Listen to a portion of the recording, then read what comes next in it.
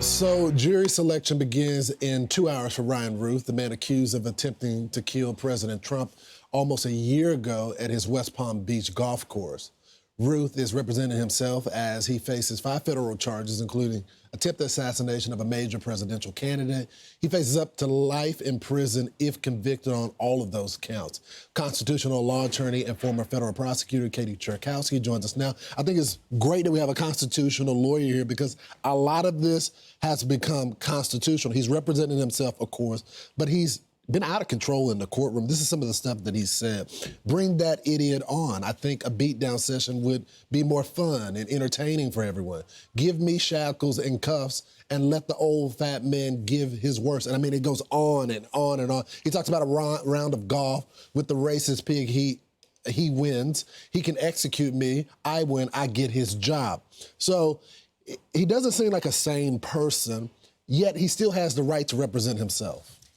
That's right. And it is a very interesting constitutional issue here. Under the Sixth Amendment, a defendant does have the right to represent themselves pro se at trial. And a judge has to be very careful to not disallow that unless there is severe obstructive behavior or really whether the person cannot appreciate the proceedings and is unfit to essentially stand trial. So it's the same standard as just whether somebody can stand trial for when they can represent themselves. So we see a lot of this quote unquote insane behavior, but is it at the legal level of insanity? That's the big question, and it's kind of a fine line there. So there's the insanity argument, but there's also the courtroom procedures. And one of the things we've seen already is he doesn't understand, he's not a lawyer, so he doesn't understand, he can't go on monologues. And today, there's gonna be some cross-examination or, interviewing the jurors there.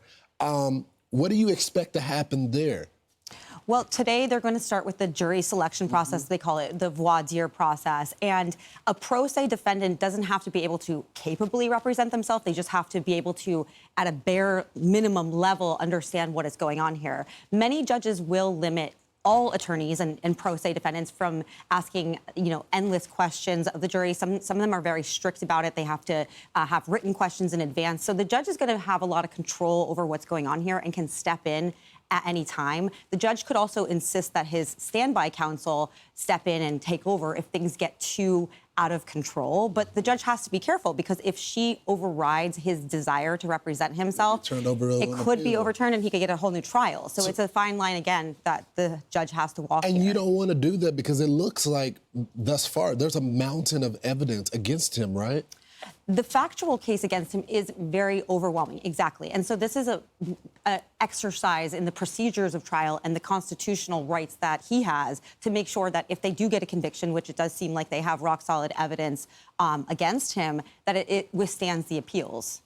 How do you prevent him from making a spectacle of this? I know the judge has already said, hey, you can't wear the political attire. You're going to have to put on professional attire in the courtroom. But he seems like he wants to be an activist, make a show of this. How do you prevent that from happening without violating his rights? Well, the judge has, again, a tough job to do here because she could step in at some point and say that it's crossed the line, that he is not able to appreciate the nature of the proceedings and he can't even at the minimum level represent himself.